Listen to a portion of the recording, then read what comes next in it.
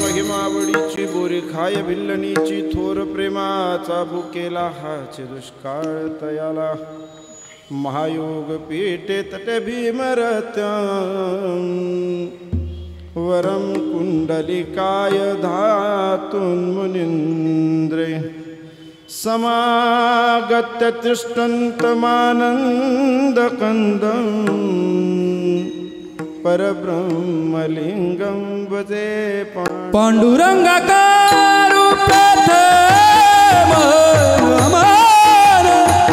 पांडुरंगाकारु प्रथम नमो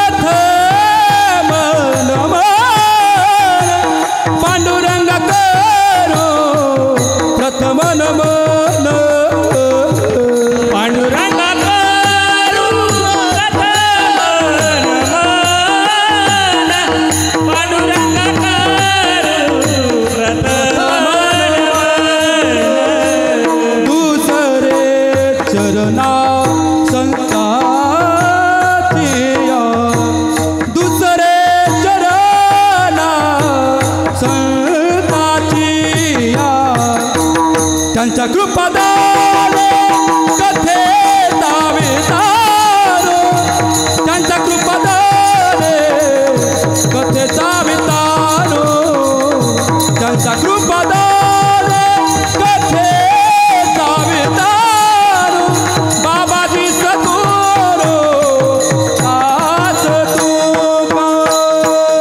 हे चरण संतांची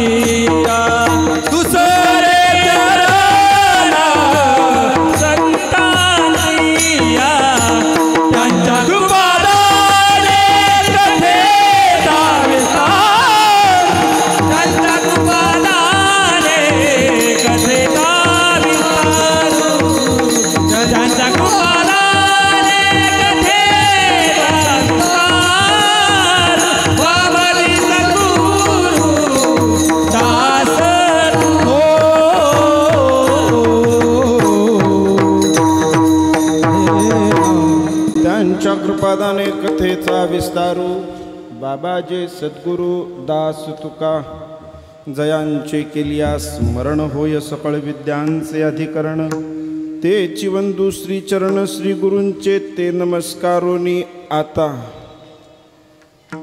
अलंकापुरी रम्य सिंहासनस्थं पदंबोज तेजस्पृदिक् प्रदेशम् विधीन्द्रादिदैवे सदा स्तूयमानं समाधिस्थमूर्ति भजे ज्ञानदेवम् ओम नमो ज्ञानेश्वरा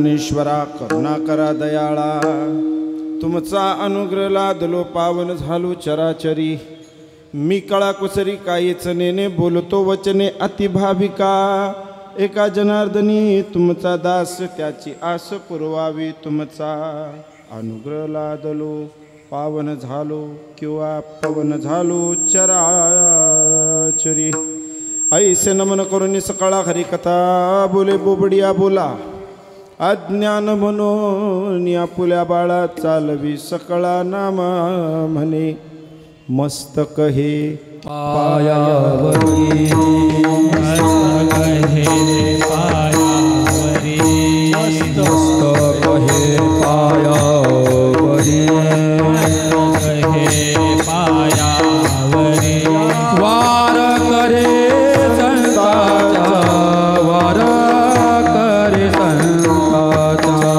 वार करी संताचा वार करे संताचा वार करे संताचा मस्तक मला पायावर वार करी संताचा वार करे संताचा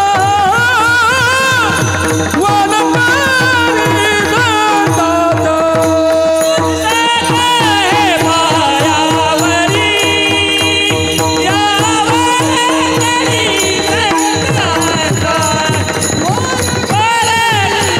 संताचा मस्तक हे पायावरी वार करे संतांच्या किंवा मस्तक माझा पायावरी या वार करे संतांच्या प्राप्त प्रसंगी प्राप्त स्थळी प्राप्त स्वरूप कीर्तनरूपी सेवेकरिता निवडलेला अभंग जगद्गुरु जगदवंदनीय जगतमान्य जगतश्रेष्ठ नवे वारकरी संप्रदायाचे कळस देहू निवासी असणारे संत तुकाराम महाराज यांचा 4 चरणाचा महाराजांना एक आवडलेला महिमा आणि आवर्जून ऐका सांगतायत. म्हणजे खरंच खूप गोड असा हा अभंग. अभंगामध्ये आहे 2 महिमान, त्याच्यामध्ये आहे एक सार. सार कसला तर महिमान 2 कसले त्याचा एक सार. आणि हा सार कधी तयार होतो ज्यावेळेस महाराज अभंगाचा शेवट करतात. विठ्ठल विठ्ठल. सुखदेव लांडगे महाराज यांनी या ठिकाणी मला सेवा करण्याची संधी दिली. माझे सद्गुरू हरिभक्तपरायण ब्रह्ममूर्ती शांताराम महाराज जाधव आज समस्त महाराष्ट्रामध्ये त्यांचे एक असं कोट्यावधीचे असणारे असे 5 मठ त्यांच्या आशीर्वादाने त्यांच्या सर्वांग सहकार्याने तयार झालेले आहेत. आणि या 5ही ट्रस्ट वेगवेगळ्या, त्याचप्रमाणे पंढरपूरची जी भक्त पुंडलिक आनंद आश्रम म्हणून जे काही ट्रस्ट आहे त्या ट्रस्टचे आमचे लांडगे बाबा हे सचिव आहेत. आणि त्यांनी या ठिकाणी सेवा करण्याची मला संधी दिली. मी वचन देतो बाबा, तुम्ही संधी दिली पण या संधीचं सोनं करायचं काम माझं आहे. विठ्ठला. अभंग जगद्गुरु तुकोबरायांचा आहे. अभंगामध्ये जगद्गुरु तुकोबराय असं सांगतात, ऐका महिमा आवडीची. एक महिमा आवडीचा आहे आणि ऐकायला सांगतात म्हणजे खरंच महत्वाचा असा. पण लोक ऐकताना महिमा ऐकतात, महिमातला सार ऐकत बसत नाहीत. एखादीच्या घरात जर भांडणं झाली तर कशी झाली हे ऐकायला आनंद आहे, पण का झाली हे कोणाला ऐकायची गरज नाही. ऐका महिमा आवडीची बोरे खाय बिल्लनीची. बिल्लनीची बोरं भगवंतांनी खाल्ली, हा महिमा आवडीचा आहे. पण का आहे? थोर प्रेमाचा भुकेला ची खाल्ली, हा महिमा चांगला आहे. बिल्लनीची का खाल्ली? कारण त्याला प्रेम अपेक्षित आहे. मग बिल्लनीने नेमकं दिलं काय, बोरं का प्रेम? हे का नाही? हा सार आहे. महिमा बोरं खाल्ले हा महिमा आहे. सार ऐका. पोहे सुदामदेवाचे पोहे मुठभर का होईना भगवंतांनी खाल्ले. का खाल्ले? थोर प्रेमाचा भुकेला हाची दुष्काळ तयाला. हा झाला अभंगाचा सहार. पण हा सार तयार होण्याकरता महाराज अभंगाच्या शेवटच्या चरणात आपल्याला सांगतात, न म्हणे उच्चिष्ट अथवा थोडे. देवानी उष्ट पाहिलं नाही, उच्चिष्ट पाहिलं नाही, थोडं जास्त फार काही पाहिलं नाही. कशा पुढे? तुका म्हणे भक्ती पुढे. ती भक्ती होती ना, बस हा भक्ती म्हणजे थोर महिमा आहे. मग ही भक्ती नेमकी आहे कशी हे आज अभंगातून पाहायचं. विठ्ठला. जगद्गुरु तुकोबरायांनी अभंग रचावेत, जगद्गुरु तुकोबरायांनी कीर्तन करावं, जगद्गुरु तुकोबरायांनी कीर्तनातून अभंगाचा सार जगापर्यंत ठेवावा असे अभंग जे स्वतः लिहिलेत, पण स्वतः असेच नाही लिहिलेत. कादंबऱ्या, कथा, कविता प्रेमावर करणारे अखंड आहेत, भरपूर आहेत. पण जगद्गुरु तुकोबरायांनी प्रत्येक अभंग हा स्वतःच्या जीवनातल्या आलेल्या अनुभवातून टाकला. खरं आहे का नाही? अनुभवातून अभंग टाकला. अनुभव आले अंगा ते या जगा देत असे. सोपं सांगू, तुका म्हणे चाखोनी सांगे. माझा अनुभव आहे अंगे, माझा अनुभव आहे अंगे,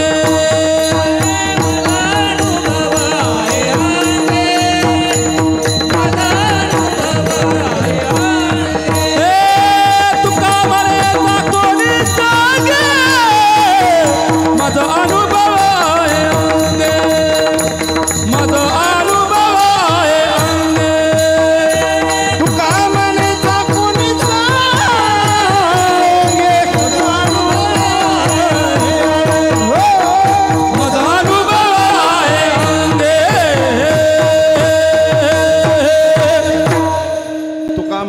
कोणी सांगे मज अनुभव आहे अंगे. मी स्वतः चाकतोय, मी स्वतः खातोय, म्हणून तुम्हाला सांगतोय खा.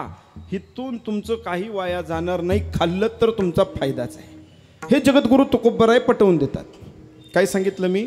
अभंग रचतात, कीर्तन करतात, कीर्तनातनं अभंगाची उकल करतात. अजून पुढे जाऊन सांगू, जगद्गुरु तुकोबराय पुराणांची देखील उकल करतात, पुराणांची देखील उकल करतात. इतकंच नाही तर काशीपर्यंत बातमी पोचली की जगद्गुरु तुकोबराय एक अशी व्यक्ती देहू गावामध्ये आहे जे पुराणापर्यंतच नाही थांबले तर वेदांचे सुद्धा अर्थ सांगतात.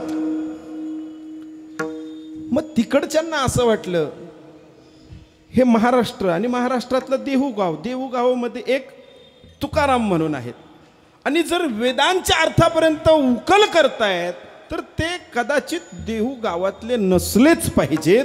जर त्यांचा इतका अभ्यास आहे, इतकं तत्व त्यांच्या जवळ आहे तर ते आमच्या जातीचे आहेत, आमच्या जागेवर पाहिजेत.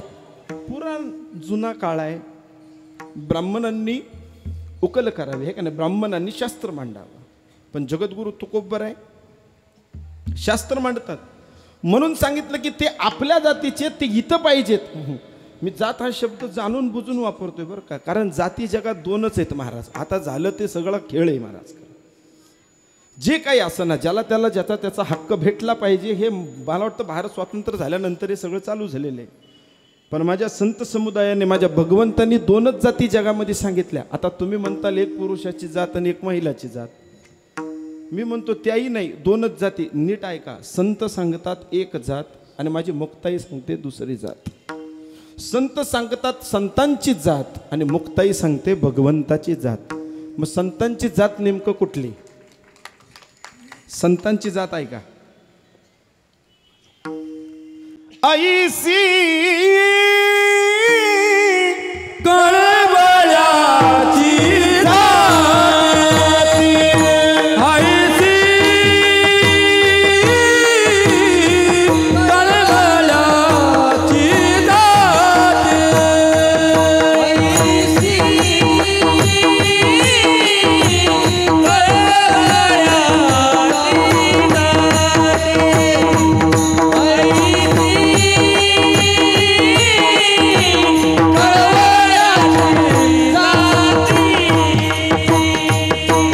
ऐसी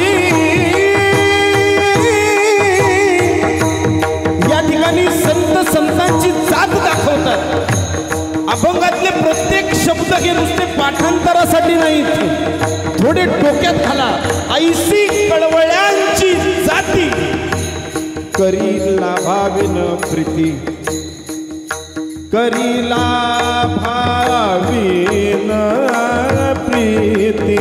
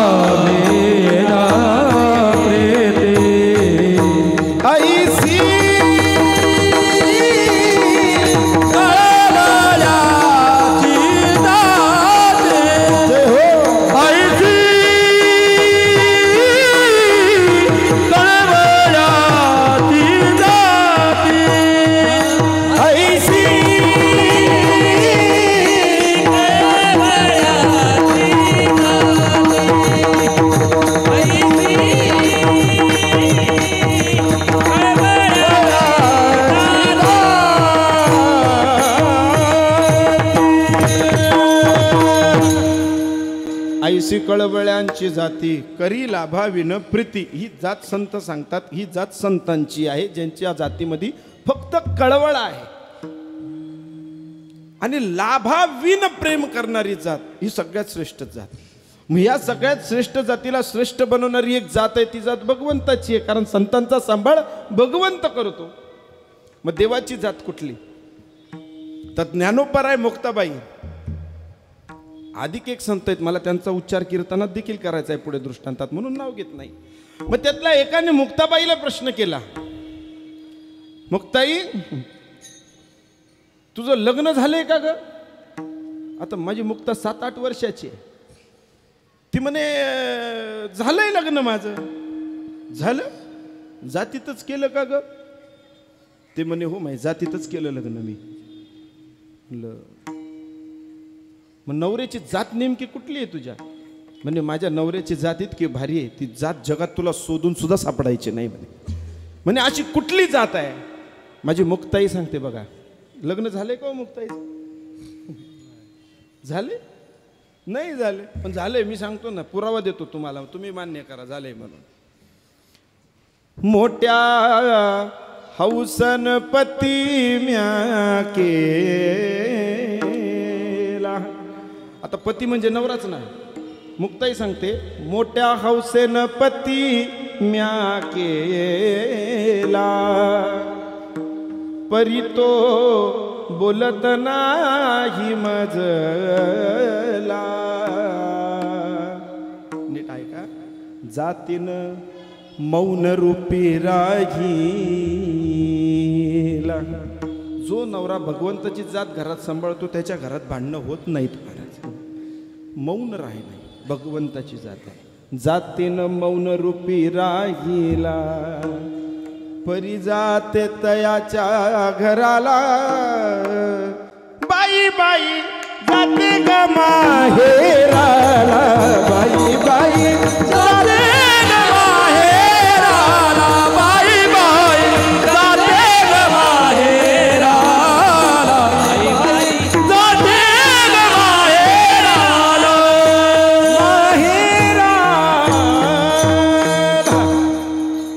जातीचा विषय जातीपर्यंत आला, पण जातीपाशी येऊन थांबणं बी जात आहे का रे आपली? पुढं जाणं चुकीचं आहे. तर असे तुकोबराय जर आमचे आहेत तर ते या व्यासपीठावर पाहिजे, देहू गावामध्ये नको. म्हणून मजल दर मजल करत एक विश्वपंडित तिथनं उठला आणि देहूगाव गाठायला लागला. आर्तता वाढली, भेटण्याची इच्छा वाढली. मजल दर मजल चालायचं आहे, फक्त पाणी प्यायचं नाही, जेवण करायचं नाही, काही नाही, फक्त चालायचं आणि देहू गाठायचं.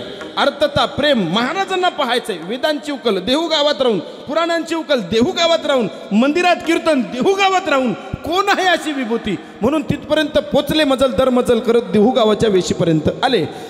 वेशीपर्यंत आल्यानंतर महाराज एक पुरुष आला. कोण आला? नीट ऐका. पुरुष आला. मी पुन्हा विचारणार आहे. पुरुष आला, समोर आला. त्याला विचारलं रामकृष्ण हरी महाराज. तो म्हणला रामकृष्ण हरी बोला. म्हणे इथं तुकाराम महाराज म्हणून कुठं राहतात का? म्हणे हो राहतात ना, खालच्या आळीला आहे. पुढं जाऊन भेटा जरा, चाला आणि म्हणजे दिसतील. पुढं विचारा अजून कोणाला. पुरुष आला, रामकृष्ण हरी घातला, पुरुष गेला, महाराज पुढं निघून गेले. महिला आली. पहाटेची वेळ 3-3:30. एखाद दुसरं कोणतरी समोर येते अचानक. कोण दूध टाकायला जात असेल, कोण आपल्या सकाळच्या विधी करता घराच्या बाहेर निघत असेल. महिला आली तर तिला रामकृष्ण हरी ताई घातला. रामकृष्ण हरी मला तुकाराम महाराजांच्या घरी जायचंय. त्यांनी सांगितलं इथून पुढे उजव्या हाताला वळले की महाराजांचंच दार पहिलंय. पुरुष आला, पुरुष दिसला. महिला आली, महिला दिसली. दोघांना रामकृष्ण हरी घालून पत्ता विचारून महाराजांच्या घरापर्यंत येऊन उभा राहिला. उभा राहिल्यानंतर दार ठोठावलं. आईसाहेबांनी दार उघडलं. उघडल्यानंतर हा चेहरा तेजस्वी पाहिला. हाही ज्ञानीच होता ना. ज्ञान डोक्यात भरपूर आहे. आता वेदांची उकल करणारा महाज्ञानी असेल का नसेल? मोठा ज्ञानी, तेजस्वी चेहरा समोर आला. दार उघडला. आईसाहेबांनी विचारलं आपण कोण? म्हणे मी कोण आहे, कुठून आलो, कशा करता आलो, ह्या प्रश्नांची उत्तरं मला द्यायला वेळ नाही. मी फार दुरून आलोय. माझी फक्त एकच इच्छा आहे की मला तुकाराम महाराजांची भेट घ्यायची. विचारपूस सुद्धा नाही महाराज, फक्त भेट घ्यायची. आई साहेबांनी पुन्हा एकदा सांगितलं घरात या, आले आहात तर बसा. बसले. म्हणजे पाणी आणते, गुळ आणते, थोडा खावा, तोपर्यंत महाराज येतील. ते म्हणे पाणी गुळ मला काहीच नको. मी इतक्या लांबून आलोय ना, मी एक घास अन्नाचा खाल्ला नाही ना, एक घोट पाणी पिलो नाही. फक्त महाराजांची भेट करून द्या. आईसाहेबांनी सांगितलं ठीक आहे, काय हरकत नाही, आता तुमचा हट्टच एवढा आहे तर हात केला असा डाव्या हाताने म्हणे सरळ परसाच्या दिशेने निघून जा महाराज, तिकडंच भेटतील तुम्हाला. आता परस बिरस त्याला कळालं का नाही मला माहीत नाही, पण आपल्या सगळ्यांना कळालं आहे का नाही. सकाळच्या विधीला महाराज निघून गेले होते, हा त्या दिशेने चालत निघाला. जसा चालत चालत चालत चालत लांबपर्यंत गेला, त्याला कुठेही काही दिसत नाही, पण दुर्गंध नाकी येऊ लागला. पण त्याने दुर्गंध बाजूला टाकला, त्याला भेट महाराजांची घडायची होती ना. महाराजांना पाहायचं होतं, महाराज कसे दिसत आहेत, महाराज काय करतायत, या क्षणाला काय करत असतील. नुसते वेगवेगळे प्रश्न मनामध्ये, कसे असतील, त्यांची उंची किती असेल, काळे असतील का गोरे असतील, जाडे असतील का लुकडे असतील, बुटके असतील का उंच असतील, कसे असतील महाराज, फक्त मनात 100 प्रश्न. आणि ज्या वेळेस महाराजांना ते पाहण्याकरता त्या परसाच्या दिशेने निघाले, बरेच चालल्यानंतर थोडा थकवा वाटल्यानंतर महाराज एका ठिकाणी निवांत व्हावे आणि कानावरती एक मंजूळ ध्वनी पडावा. आणि तो ध्वनी दुसरा तिसरा कोणाचा नाही, माझ्या तुकोबरायांचं भजन चालू होतं आणि भजन गोविंदाचं चालू होतं. नीट ऐका, भजन गोविंदाचं चालू होतं. माझे जगद्गुरू तुकोबराय भजन करत होते. कानावरती शांत बसल्यानंतर भजनाचा आवाज आला. त्याच्याही लक्षात आलं की इतका गोड आवाज असेल तर तो महाराजांचाच असावा, कारण त्या काळात भोंग्यावर कीर्तन होत नव्हती, म्हणून कॅसेटचा प्रश्नच नव्हता. हो, ऐकला आवाज महाराज, त्या आवाजाच्या दिशेने जाऊ लागला.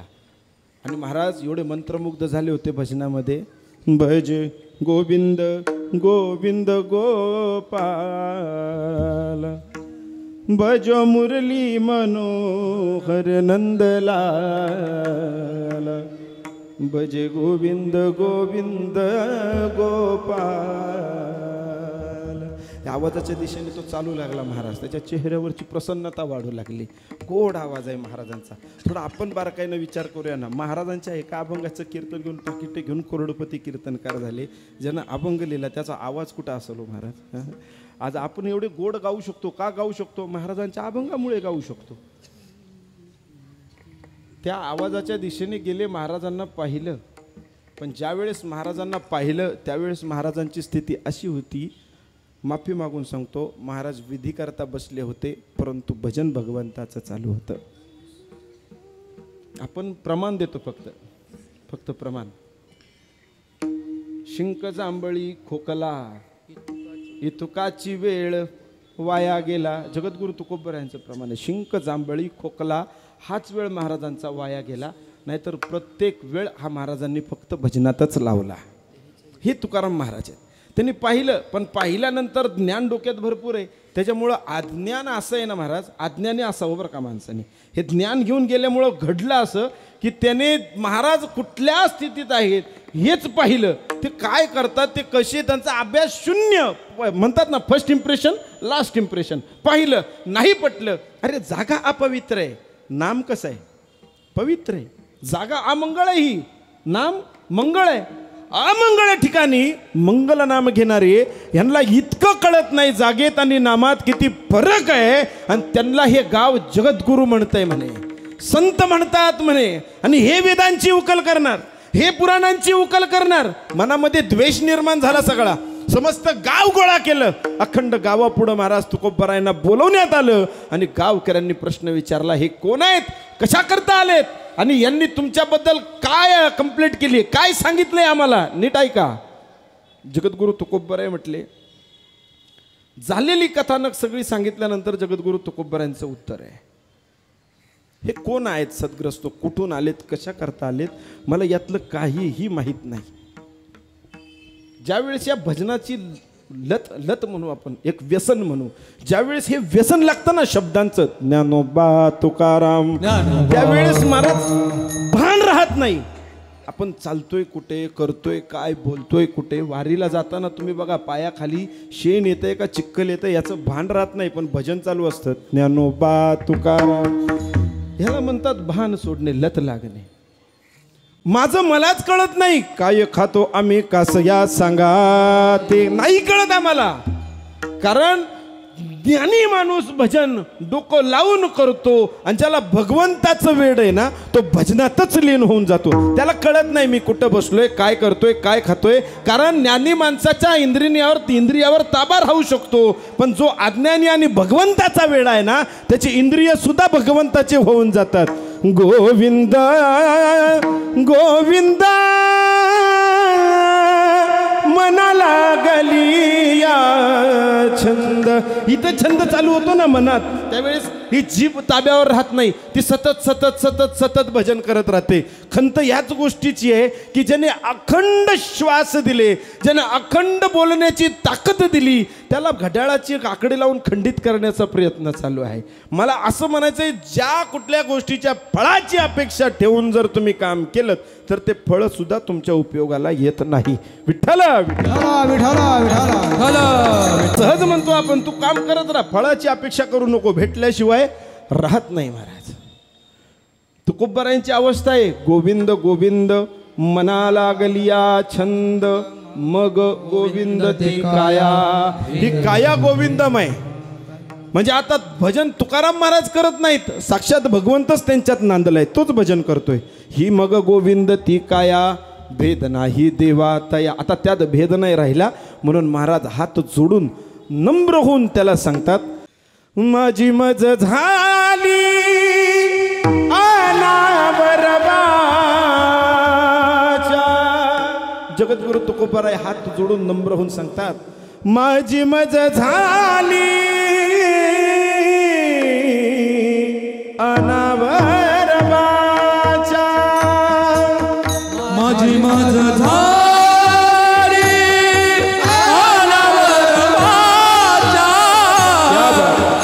माझी मज झाली अनावरवाच्या. छंद या नामाचा घेतला से, छंद या नामाचा घेतला से. छंद या नामाचा टाळी वाजून भजन कर. घेतला से, छंद या नामाचा घेतला से. जगद्गुरु तुकोबाराय या ठिकाणी उत्तर देतात नम्र होऊन की त्याचं भजनाचं या इंद्रियांना जिभेला इतकं वेड लागलंय की या जिभेवर सुद्धा माझा ताबा नाही, या वाणीवर सुद्धा माझा ताबा नाही राहिला. छंद या नामाचा घेतला से. आपण ज्ञानोबारायांच्या प्रणांगणामध्ये उभे होतात आणि माझी ज्ञानोबा माऊली हरिपाठामध्ये महाराजांना नामाचा छंद लागला सांगते. तुकोबारायांना नामाचा छंद लागला, वाचेवर ताबा नाही राहिला, आणि ज्ञानोबाराय पुरावा देतात, हो एक तत्व नाम उगदरी मना, एक तत्व नाम उगदरी मना, एक तत्व नाम उगदरी मना, एक तत्व नाम उगदरी मना.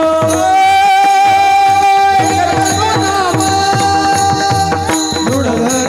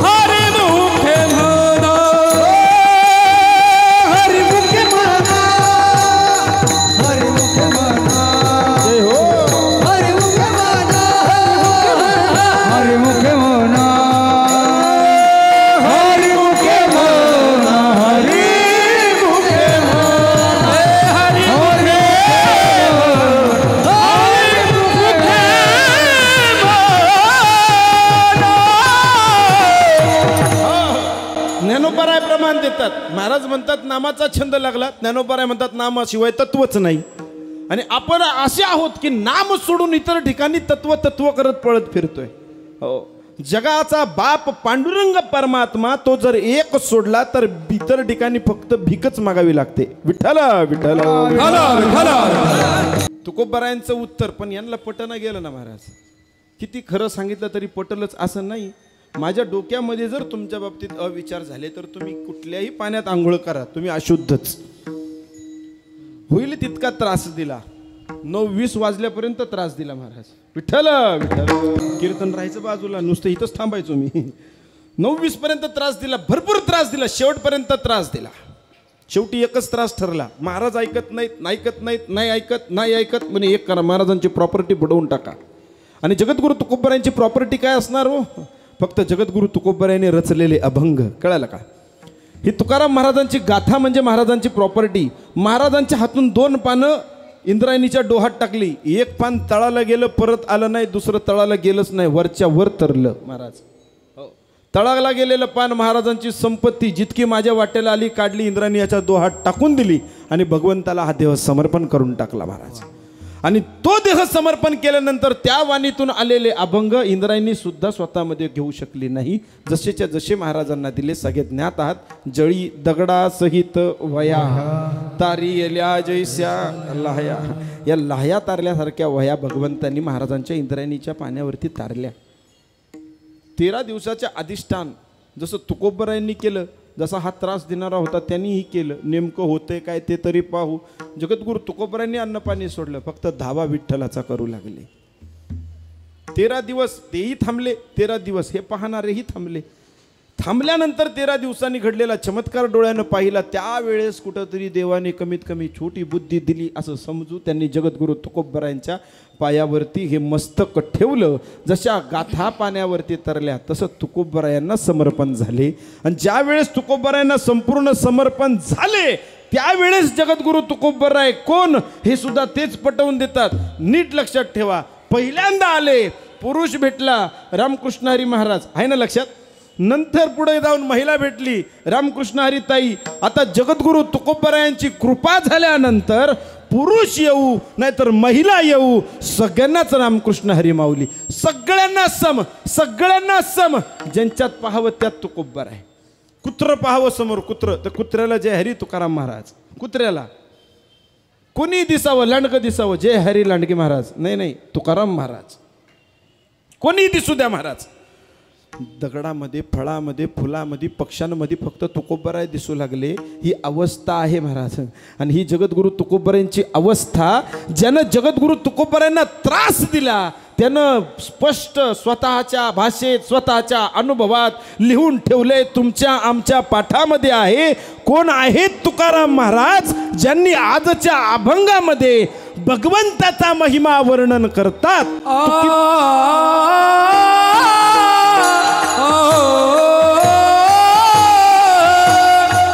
ऐका महिमा आवडते.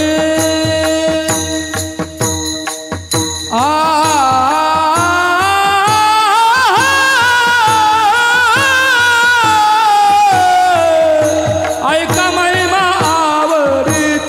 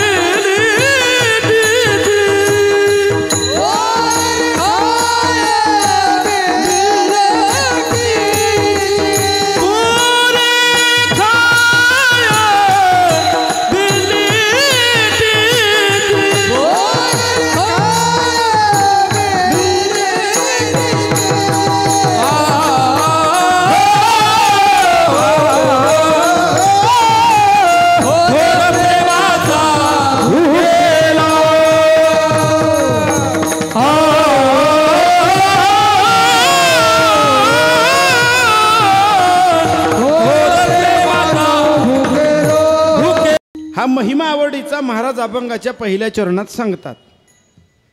मग महाराज जर अभंगाच्या पहिल्या चरणामध्ये भगवंताच्या आवडीचा महिमा सांगतायत, तर महाराज ज्यांचे आहेत त्यांच्या दृष्टीने महाराज कोण आहेत आणि कोण असलेले महाराज भगवंताचा महिमा सांगतात, इथं मी होतो. मग ज्याला महाराजांचा एक आशीर्वाद प्राप्त झाला, त्याच पण काशीतला बरं का, तो विसरू नका त्याला महाराजांचा आशीर्वाद प्राप्त झाल्यानंतर महाराज कोण असं ज्यावेळेस त्याला विचारलं, त्यावेळेस त्याने सांगितलं, तू किता तुलनेसी ब्रह्म तुकासी आले. हे आम्ही आमच्या डोळ्याने पाहिलंय, अनुभव घेतला. मनोनी रामेश्वरी चरणी मस्तक ठेविले, आरती तुकारामा. काय पाहिलं हो रामेश्वर? तुम्ही जगद्गुरु तुकोबारायांना चराचरामध्ये पाहता, असा कुठला अनुभव तुम्हाला आला? राघवे सागरात पाषाण तारिले, तैसे तुकोबांचे अभंग उदकी रक्षिले. हा माझा अनुभव आहे. हा अनुभव असणारे रामेश्वर महाराज जगद्गुरु तुकोबारायांचं वर्णन करताना सांगतात की चराचरामध्ये एकही जागा अशी नाही की जिथं माझे तुकोबाराय नाहीत. असे असणारे तुकोबाराय अभंगाच्या प्रथम चरणात महिमा सांगतात. आवडीचा महिमा आहे, महिमामध्ये शबरी आहे, हे का नाही? सगळ्यांना कथानक माहीत आहे. वडिलांनी लग्न करायचं ठरवलं, वडिलांच्या संमतीने लग्नाला तयार झाली, आणि ज्या वेळेस लग्नाला तयार झाली त्यानंतर लग्नाच्या आदल्या रात्री इच्छा व्यक्त केली की बाबा, तुम्ही माझ्यासाठी टाकलेला मंडप फक्त मला बघायचा आहे. कथानक सगळ्यांना माहिती आहे, दाखवला मंडप. मागे भरपूर पशु होते, कशा करतायत विचारलं, त्यावेळेस वडिलांनी उत्तर दिलं, ज्याला जसा बेत पाहिजे तसं त्याला खायला भेटल म्हणे. ती म्हणली, माझ्या एकाच्या लग्नामुळे इतक्या जणांचा बळी जाणार, त्यापेक्षा हे लग्नच मला नको. पण बापाला नाही सांगितलं, घरात थांबली. सकाळ झाली, वडील पाहायला आले, महाराज शबरी कुठंच दिसत नाही. शबर राजा सगळीकडे शोधू लागला, कुठंच दिसत नाही. निघून गेली शबरी महाराज. कुठं? पंपापूर सरोवरा शेजारी मातंग ऋषींच्या आश्रमामध्ये झाडावर राहू लागली. कथानक सगळ्यांना माहिती आहे, मला कथानक सांगायची नाही तुम्हाला. कथानक हा महिमा आवडीचा नाही, शबरीमधला सार फक्त तुम्हाला सांगायचा आहे. ऋषींनी शब्द दिला, पकडलं तिला. ऋषींनी शब्द दिला, एक ना एक दिवस तुझे राम तुला या झोपडीमध्ये भेटल्याशिवाय राहणार नाहीत. संतांचा शब्द आहे म्हणून महाराज शब्द सांभाळला. आता थोडंसं लक्ष द्या. लग्नाच्या वयातली शबरी आणि भगवंताची भेट 80 वर्षाच्या पुढे आहे. म्हणजे हा काळ बराचसा मोठा आहे. लग्नाच्या वयातली शबरी निघून आलेली 80 वर्षाचा काळ पुढा आहे. इतकी वर्ष शबरीने फक्त प्रभू रामचंद्रांची वाट पाहिली. थोडं माफी मागून बोलू का? मला थोडा ऐकू द्या, नीट ऐका. प्रभू रामचंद्रांच्या काळामध्ये प्रभू रामचंद्रांना वनवास किती वर्षाचा होता? सगळे ज्ञात आहेत, खरं सांगा. किती वर्षाचा? 14 वर्षाचा. अहो, ते रामराज्य असून सुद्धा प्रभू रामचंद्रांना 14 वर्षाचा वनवास. हे कलियुग किती भयानक आहे. 500 वर्षानंतर राम आपल्या अयोध्येमध्ये आलेत. 500 वर्षाचा वनवास. आता कोणी कलियुगाची व्याख्या मागितली तर ही द्यायला हरकत नाही बा. ह्याच्यापेक्षा घाण कलियुग काय असेल? रामराज्यात 14 वर्ष आणि या कलियुगात देवाला 500 वर्ष थांबावे लागले, तर तुमचा आमचा वनवास कधी फिटेल का? विठ्ठला विठ्ठला. महाराज कीर्तन चालू असताना टाळी वाजवा, भजन करा बरं का. हो, मी याच्यामध्ये काही तुम्हाला लय वेळ सांगत बसत नाही, फक्त महत्त्वाचं सांगेल. टाळी वाजली तर हातातून नाद निर्माण होतो बरं का. काय निर्माण होतो? नाद निर्माण होतो. आणि मुखातून नाम विठ्ठल, विठ्ठल नाम ब्रह्म. ज्यावेळेस या दोन्ही गोष्टी तुमच्याकडून घडतात ना, त्यावेळेस या धर्ममंडपामध्ये नाद ब्रह्म अवतीर्ण होतो. आणि ह्याचं कारण तुम्हाला सांगू, हे नाद ब्रह्म अवतीर्ण झाल्यानंतर या धर्ममंडपामध्ये इतकी एक प्रचंड बळ, एक प्रचंड माऊलींची शक्ती तयार होते. या धर्ममंडपात सहज जरी कोण येऊन उभा राहिला तरी त्याच्या मनातले दुर्विचार हे दूर निघून जातात, कुविचार दूर निघून जातात. महाराज, हे मंडप ज्यांनी टाकलंय ना, त्याच्या पैशाचं समाधान आहे महाराज. त्याच्यामुळे सांगतो, हाताने टाळी आणि मुखाने नाम घ्या. घेताल ना, टाळी वाजवताल ना, करा भजन. विठ्ठला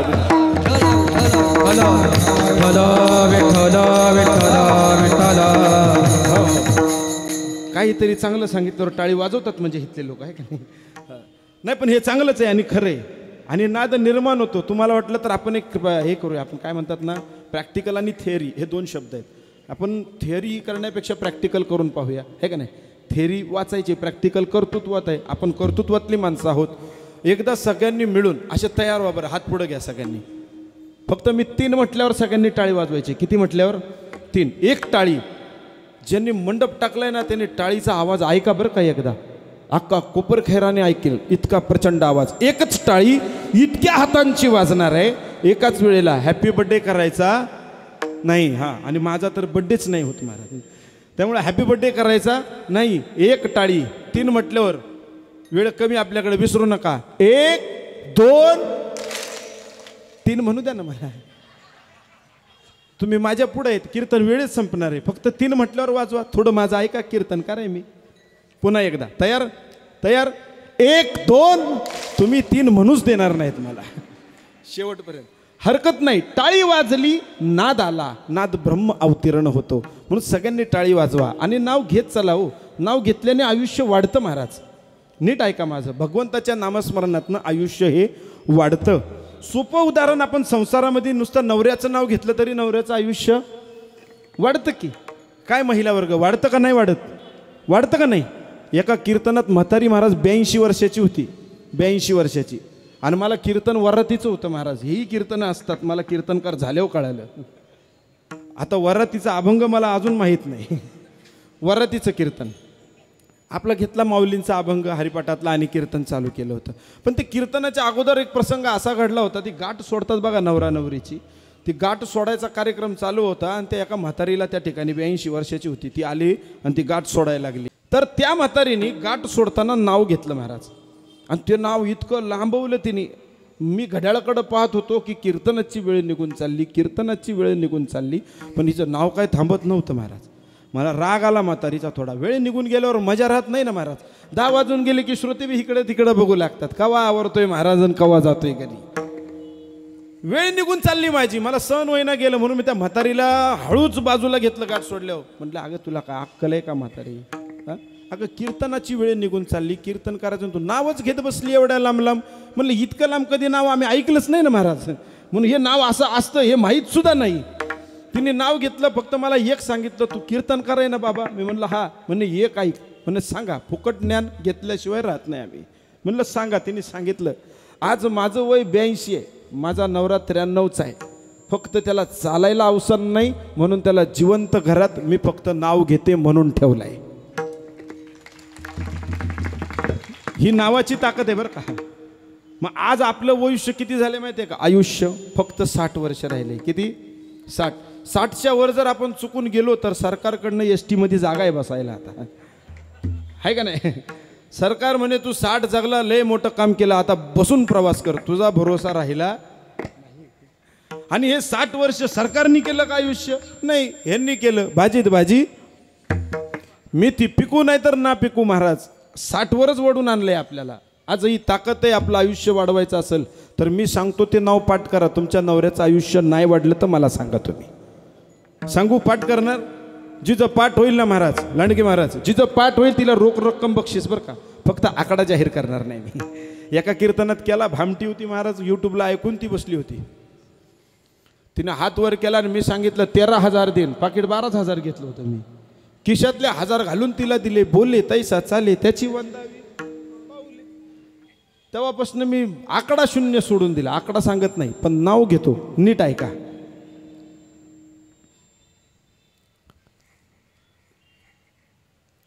एवढा शांत मंडप असतो का कीर्तनात कधी?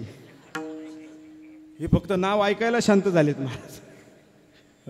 पण तुमचाही मूड घालवत नाही, नाही तर मला कशाला आणला असे म्हणताल अजून तुम्ही. तरी नाव घेतो. ऐका नीट. रुंदून जाते खिडकी वाटत पाहते, खिडकीला 3 तारा, अडकीत त्याला घुंगराबारा. सुपारी कापते करा करा, पान खाते 13 तिकडून आणला व्यापारी, काढते पदर घालते वारा. व्यापारानं घेतला हंडा, पाणी भरते गंगेचं, वाडा बांधते भिंगाचं, वाड्यात वाडा. 7 वाड्याला 7 दरवाजा, 7 दरवाजाची होती मी किल्ली. उघडते देवखोली, आत पलंग, पलगावर गादी, गादीवर ऋषी, उशीवर बशी, बशीवर कप, कपात दूध, दुधात पडली माशी.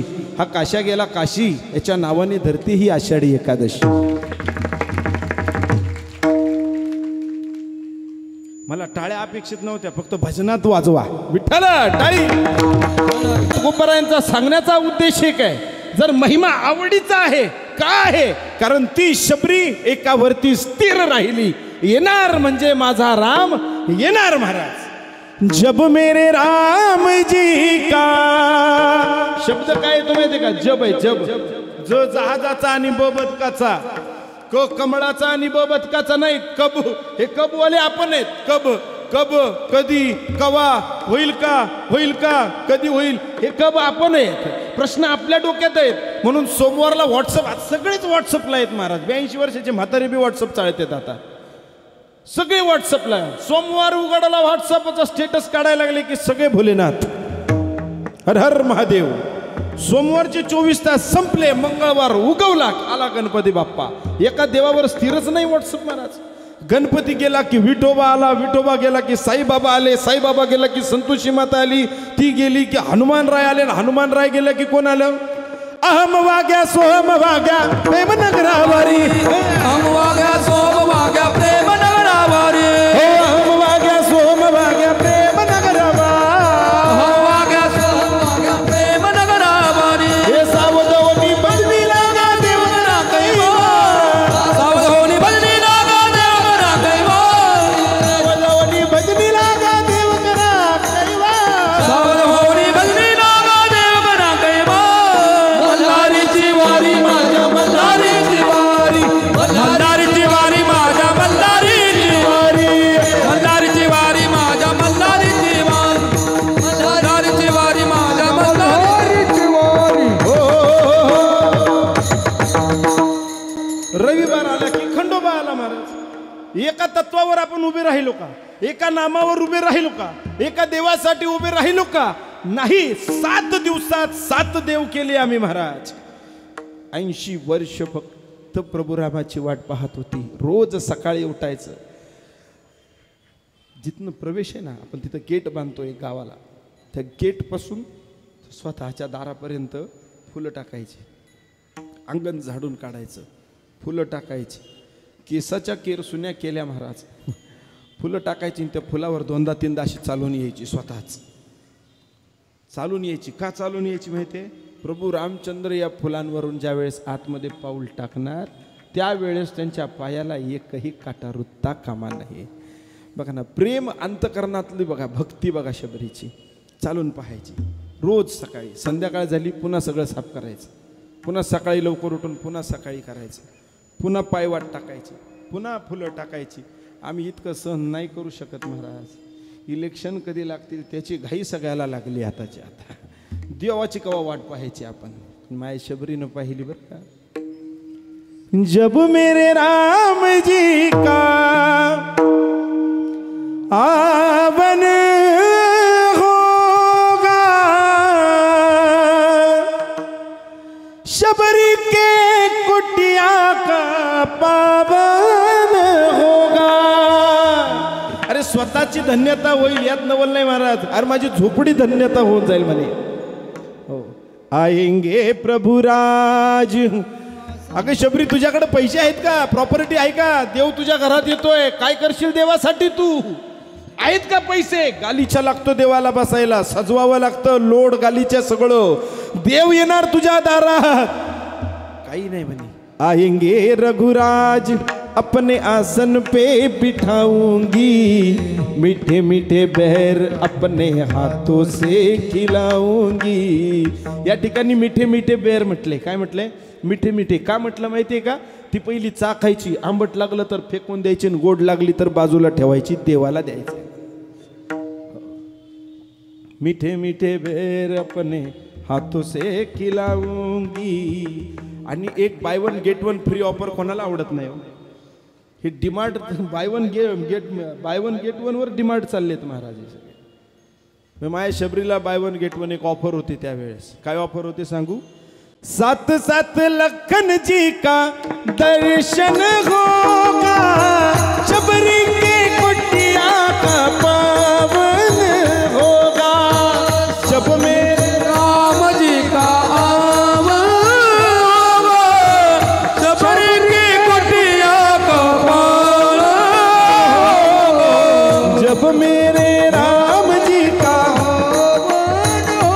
प्रभू रामचंद्रांचं आगमन पाहिलं त्यावेळेस शबरीने प्रभू रामचंद्रांचे फक्त पाय पाहिले, पाय. चेहऱ्याकडं नजर वर गेली नाही महाराज. 80 वर्षाची म्हातारी माझी शबरी भगवंताचे पाय पाहते. टाकलेली फुलं आहेत, द्रोणामध्ये बोरा आहेत, स्वतःची जागा स्वच्छ करून बसवायचं देवाला. देव एक एक एक एक पाऊल टाकून शबरीच्या दारात आले, घरात आले, आपल्या आसनावर भगवंताला बसवलं. महिमा सांगतोय, आसनावर बसवल्यानंतर काय खायला द्यावं म्हणून एक एक बोर खायला दिला भगवंताला. गोड बोर खायला दिला. आता सार सांगतो नीट ऐका. हा आपले हात भगवंताच्या पायाखाली टाकले, मस्तक भगवंताच्या पायावर ठेवलं आणि या दोन्ही डोळ्यांच्या धाराने भगवंताच्या पायाचा अभिषेक केला. माझ्या शबरीने ओले झालेले अंगठे भगवंताला जाणवले. ही भक्ती आहे, हे प्रेम आहे. इथं ज्ञानाची गरज नाही, भक्ती आणि प्रेम शबरीकडे होतं. म्हणून भगवंतांनी काय केलं, जेव्हा भगवंत परतीला निघाले, शबरीचं कोणी नाही, तिचं एकटी आहे, कोणी नाही देवायचं. देव मनात विचार करू लागले, काय करावं. शबरीनं महाराज जसे देव चालले, अरे येणाऱ्या पायासाठी आयुष्य घालवलं, जाणारे पाय ह्या डोळ्याने पाहावे तरी कसे. शबरीनं मागणं धावत गेली, काठी टेकवत भगवंताच्या पायाला घट्ट मिठी मारली आणि घट्ट मिठी मारल्यानंतर माझ्या शबरीनं भगवंताच्या पायाजवळ आपला देह विलीन करून टाकला. हा सार आहे, हे मर्म आहे. अहो बोरं महत्वाची नव्हती, पायवाट महत्वाची नव्हती, 80 वर्ष वाट पाहिली महत्वाची नाही. देव दारात आल्यानंतर देवापाशी किती भक्ती आणि किती भाव माझ्या शबरीनं समर्पण केला ना. या भावाची बोरं भगवंताने खाल्ली, या प्रेमाची बोरं भगवंताने खाल्ली. अभंगाचं दुसरं चरण प्रमाण सांगतो.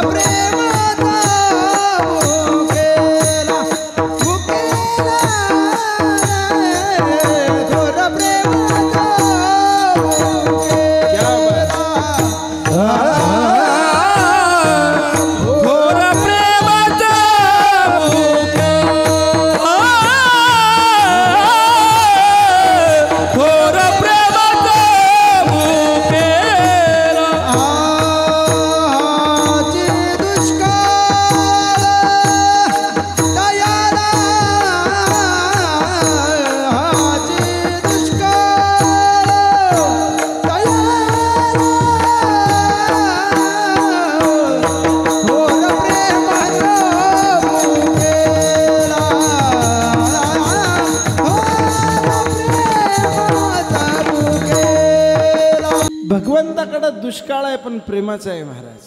आणि शबरीने प्रेम दिलं, देह त्याग केला. अजून एक उदाहरण तुम्हाला देईल, फक्त 10 मिनिटं घेईल. फक्त मनापासून ऐका, भजन करा. विठ्ठला संत मांदियाळी, ज्ञानोबर आहे, तुकोबर आहे, नामदेव महाराज, जनाबाई, मुक्ताबाई, गोरा कुंभार आदी सेना महाराज सगळे संत एकत्र निघालेत. कुठे निघालेत? पंढरपूरला पांडुरंगरायाच्या भेटीला. नीट ऐका आता, सगळं डोळ्यापुढं आणा म्हणजे तुमच्या लक्षात येईल. सगळे संत एकत्र आहेत आणि सगळे देवाच्या भेटीला निघालेत. आणि निघत असताना आता संतांचं भजन आपण करतो तर इतका आनंद घेतो, संत स्वतः भजन करतात. राम कृष्ण हरी जय जय राम कृष्ण हरी. टाळी. राम कृष्ण हरी जय जय राम कृष्ण राम कृष्ण हरी जय जय राम कृष्ण हरी. राम कृष्ण हरी जय जय राम कृष्ण हो राम कृष्ण हरी जय जय राम कृष्ण हरी. राम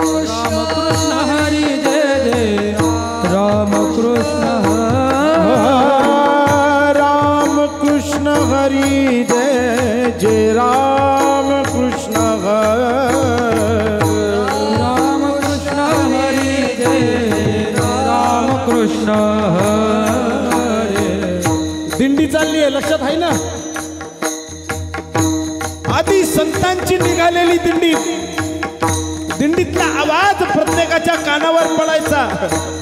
ज्या झाडाला कधी पालवी फुटत नसेल ते झाड सुद्धा हिरवं पडत होतं महाराज. ज्या जमिनीतनं पीक येत नसेल त्या जमिनीला पीक लागत असेल, संतांचा आवाज आहे. वेश्येच्या गल्लीतून दिंडी निघाली, वेश्येच्या पोरीनं खिडकीतनं पाहिली. काहीतरी नाविन्य आहे, काहीतरी नवीन आहे. वेश्येची पोरगी घरात नाही थांबली, तुरु तुरु तुरु तुरु तुरु तुरु पाय टाकत टाकत त्या दिंडीमध्ये आली. माझी मुक्ताईचा हात पकडला, जनाईचा हात पकडला तिने, आणि माझी मुक्ताई जनाई तिला घेतल्यानंतर पावलं टाकू लागली.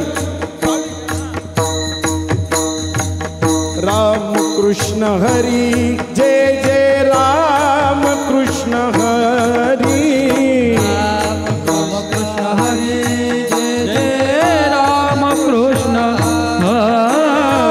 राम कृष्ण हरी, जय जय राम कृष्ण हरी. राम कृष्ण हरी, जय हो.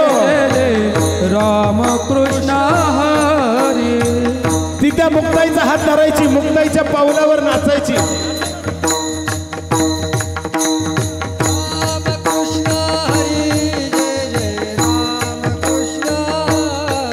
या पावलावरती नाचणारी ती म्हणाली, तुम्ही चाललेत कुठं? माझं घर इथं आहे. ते म्हणे, आम्ही पंढरपूरला चाललोय पांडुरंगाच्या भेटीला. अहो, माझ्या आईला सांगून येऊ का? मला पण यायचंय तुमच्या बरोबर. ती म्हणे, सगळ्यांशी येते आहे अधिकार, चल तू पण. मग ती आईला सांगण्याकरता गेली. आई म्हणली, जा आणि पटकन ये. जी ह्यांच्या संगतीमध्ये लागली, महाराज पंढरपूर पर्यंत पायवाट चालू लागली. पंढरपूरला गेल्यानंतर माझ्या मुक्ताईला अनेक प्रश्न विचारू लागली. तुम्ही कोण, कुठे चालला आणि हा देव असतो का? ती म्हणे, हो. म्हणे, माझ्या घरात एकच देव आहे. म्हणे, कोण आहे? तोही साडी घालतो. म्हणे, साडी घालणारा देव आहे.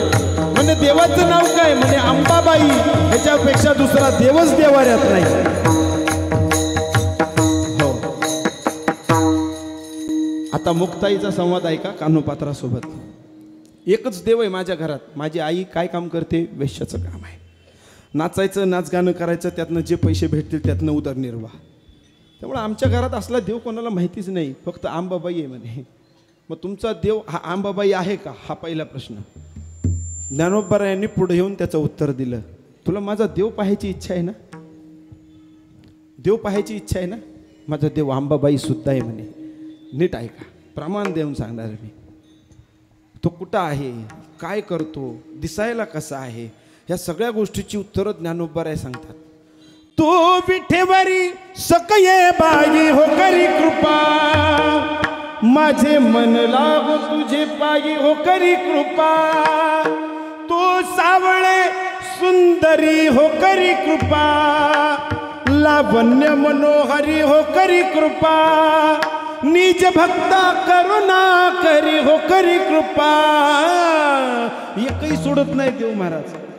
उच नीच काही नेने भगवंत, तिष्ठे भाव भक्त देखोनिया. दासी पुत्र कन्या विदुराच्या भक्षी. विदुराच्या कन्या खाल्ल्या भगवंतानी. फक्त प्रेम पाहतो बरं का भगवंत, दुसरं काही पाहत नाही. नाथ बाबा एका ठिकाणी सांगतात, भक्ती प्रेमा विन ज्ञान नको देवा. अभिमान नित्य नवा तया माझी. अभिमान नित्य नवा. सतत सतत नाविन्य वाटतं, सतत नाविन्य. रूप पाहता लोचनी,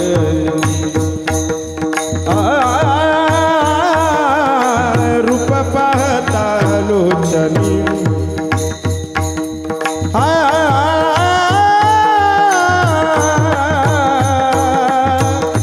रूप पाहता लोचनी. अभिमान नित्य नवा तया माझे. प्रेम असेल तर महाराज एक अभंग तिथून चालत नाही, अजून चालत आहे, पण नवीनच वाटतो का नाही?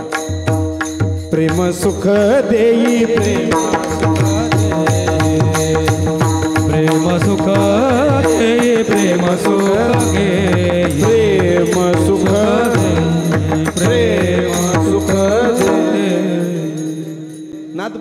सांगतात जर भक्ती आणि प्रेम असेल ना महाराज तुम्हाला भगवंत कधी जुना वाटतच नाही. सोमवारी विठ्ठल, मंगळवारी विठ्ठल, बुधवारी विठ्ठल, गुरुवारी विठ्ठल, शुक्रवारी विठ्ठल.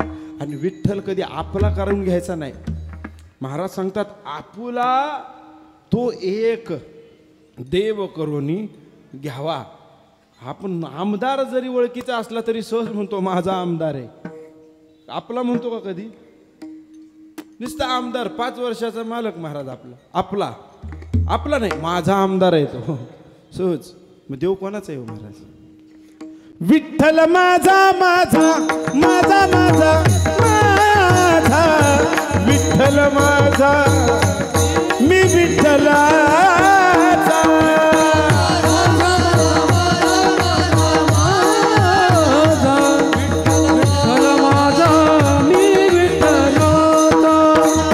मी प्रत्येक कीर्तनात सांगतो माझं बोलायला शिका, माझं बोलण्यात प्रेम आहे. नवरा आपला म्हणतो का माझा म्हणतो? आपण माझा म्हणता ना, आपला म्हणता. माझा भारत माझा देश आहे, सारे भारतीय माझे बांधव आहे. माझ्या विठोबाचा कैसा प्रेम भाव, विठ्ठल माझा मी विठ्ठलाचा. हो विठ्ठल माझा विठ्ठल माझा मी विठ्ठलाचा. विठ्ठल माझा विठ्ठल माझा मी विठ्ठलाचा. विठ्ठल माझा विठ्ठल माझा मी विठ्ठलाचा. विठ्ठल माझा मी विठ्ठलाचा. सगळ्यांनी एकदा हात वर करा. वा वा. हो विठ्ठल माझा विठ्ठल माझा मी विठ्ठलाचा. विठ्ठल माझा विठ्ठल माझा मी विठ्ठलाचा. विठ्ठल माझा मी विठ्ठलाचा. विठ्ठल माझा विठ्ठल माझा मी विठ्ठलाचा. विठ्ठल माझा माझा माझा माझा माझा विठ्ठल माझा मी विठ्ठलाचा.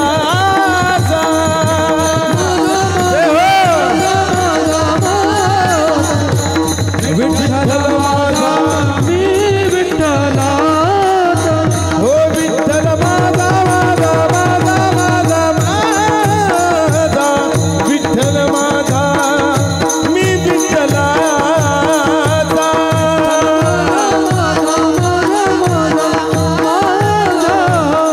विठ्ठल माझा मी विठ्ठलाचा.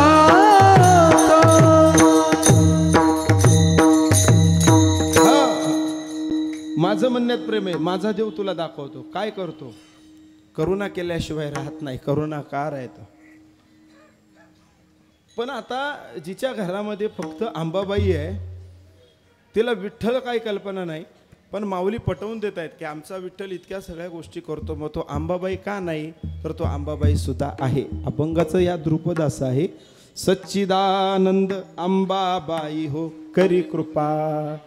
सच्चिदानंद अंबाबाई हो करी कृपा. उजळी कुळदीप बोध करी सोपा. येऊन लवलाही येऊन लवलाही. सच्चिदानंद अंबाबाई हो करी कृपा. आता तिला काहीतरी आपल्या आईचं नाव घेतल्यावर जरा जिवाळा अजून वाढला तिचा. ती ह्यांच्या सोबतच राहिली महाराज. पुन्हा दिसतो कसा आहे कसा आहे. खूप चांगली कथानक आहे. चक्रवर्ती सुद्धा आहे. पण इतका विठ्ठल चैतन्यमय आहे, इतका विठ्ठल करुणामय आहे, इतका विठ्ठल लावण्यमय आहे. हे काही कानोपात्रेला सहन होईना. कानोपात्रा मला म्हणते, कानोपात्रा स्वतः अशी म्हणते की माझ्याकडे बघा, माझ्याकडे लावण्य आहे. माझ्या गालाला निसं बोट जरी लावलं ना, बोट, तरी माझा अख्खा गाल लालबंद पडतो. इतकी गोरी कानोपात्रा होती महाराज. सौंदर्य होतं तिच्याकडं. पण माझ्या इतका तुमचा विठ्ठल लावण्यमय नक्कीच नसणार. ज्ञानोबराय म्हटले तू स्वतः डोळ्याने बघ, स्वतः हात लावून बघ, तुला अनुभव आला तर तुझा, नाहीतर माझाच. ज्या वेळेस मंदिरामध्ये प्रवेश केला महाराज, कोणीही कुठल्याही ठिकाणी जाताना काहीतरी मनामध्ये आशा ठेवूनच जातो आणि ती आशा पूर्ण झाल्यानंतर त्याच्यावर विश्वास ठेवतो. आणि ह्या आशेच्या अदांतरी कानोपात्रा पांडुरंगाच्या दारापर्यंत पोचली, आत गेली, भगवंत पाहिला. आणि एकदा का भगवंत डोळ्यानं पाहिला, महाराज मी माझा अनुभव सांगतो, मला देवाच्या पुढून बाहेर पटकन जरी काढलं ना तरी परत लाईनीत लावून उभं राहून बघावं असं वाटतं महाराज. डोळे भरून या पाहिन तुझे मुख, पण तेची मज सुख देई देवा. जवळ गेलं की असं मागणं धरते तर फेकूनही देते, त्यांना काहीच करता येत नाही. मी एकाला सांगितलं, अरे ढकलतो कशाला, महाराज आहे ना, असे गंज पडलेत, निघ बाहेर. सेटिंग सुद्धा चालत नाही महाराज, काढून टाकतात बाहेर. किती पाहावा देव. देव पाहिल्यावरची अवस्था तुम्हाला सांगू का कशी होती महाराज. ऐका, विदुरा घरच्या भक्षुनी कन्या. विदुराने देव पाहिलाय बरं का, पण विदुराच्या पत्नीनं पाहिला नव्हता. फक्त सांगायचा माझा देव असा, माझा देव तसा, माझा देव असा, माझा देव तसा. पत्नी फक्त वाट पाहायची की माझा नवरा ज्याच्यावर इतकं प्रेम करतो तो खरंच किती सुंदर असला पाहिजे. थोडा इको टाका.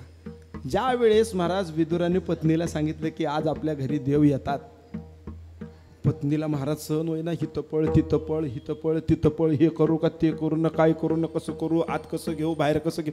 10 बाय 10चं घर आहे आपलं, कसं करावं काहीच तिला कळना महाराज. विदुर आले, घंटी वाजवली दाराची. विदुराच्या पत्नीनं दरवाजा उघडला. विदुर पहिले आतमध्ये आले आणि मागून देवाने प्रवेश केला. देवानं प्रवेश केल्यानंतर विदुराच्या पत्नीनं एक टिपॉय असतो ना छोटा 10 बाय 10च्या खोलीत, चांगलं घर सजवतात बघतो. 10 बाय 10च्या खोलीत टिपॉय आहे, ह्यातनं वरनं AC सुद्धा लावलेला आहे महाराज. तर टिपॉयवरती महाराज काय केलं माहिती का, तिनं केळं ठेवली 2-3 आणि देवाला पुढं बसवलं आणि ती अलीकडं बसली. जशी बसली तिनं देव पाहिला. देव पाहिला तर महाराज देवाच्या प्रेमातच इतकी पडली की तिला काहीच सुधारणा. आता करायचं काय, स्थिर झाली. स्थिर स्थिर कळतं तुम्हाला, आता काही नाही. त्यांना उचलून पेटवलं तरी कळणार नाही, इतके स्थिर असतं. स्थिर झाली, स्थिर. आणि विदुर जवळ येऊन तिला म्हणाले, हाय माझा देव, हाच आहे माझा देव. तुझी हानवटी स्वतःकडे केली, म्हणले खाऊ घाल, खाऊ घाल, त्याला खाऊ घाल. तिनं ते टिपॉयवरचं एक केळ घेतलं, सोललं असं. आता देवाला द्यावं का नाही, घातलं तोंडात, अक्क खाऊन टाकलं महाराज. देव पाहतोय सगळं, खायला द्यायचे मला आणि खाते ही. पण ही पडली भगवंताच्या प्रेमात. थोर प्रेमाचा केला आणि गर दिला महाराज खायला देवाला. गर खाऊन घेतला, सालपड दिलं देवाला केळाचं. देवाने सालपड घेतला आणि खाऊ लागला महाराज. विदुरा घरच्या भक्षुनी कन्या, परमानंदे झाला. फक्त एकदा देव पहा, मनमोहन मनमोहन मनमोहन मुरलीवाला. मन मोहनारा, चित्त चकोर, चित्त चोरटाया, हरीने माझे हरिले चित्त. फक्त एकदा पाहिणारा पाहिजे. पाहिला पाहिला नंदन, पाहिला पाहिला नंदाचा नंदन, पाहिला पाहिला नंदाचा नंदन, पाहिला पाहिला नंदाचा नंदन. तेने वेद येले, तेने वेद येले, तेने वेद येले मन, तेने वेद येले मन, तेने वेद येले मन, तेने वेद येले मन. पाहिला पाहिला नंदाचा नंदन, पाहिला पाहिला